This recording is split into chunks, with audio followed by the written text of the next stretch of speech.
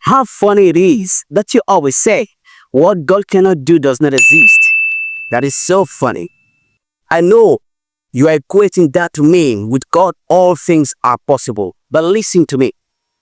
With God all things are possible and what God cannot do does not exist don't have the same connotation. They don't mean the same thing.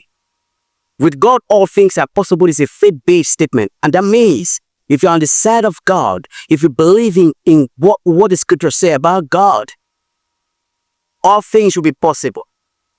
And that even applies or means adding faith, adding work to it.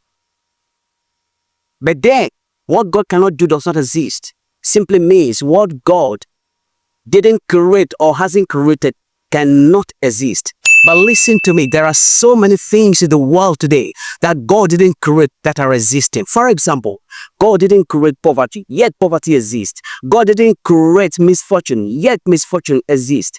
God didn't create sicknesses and diseases, yet they exist. Let me shock you with two more. God didn't create money, yet money exists. Money is the creation of man. What about husband and wife?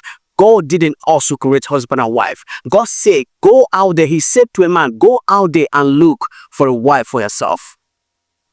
And whatever you find, it's okay.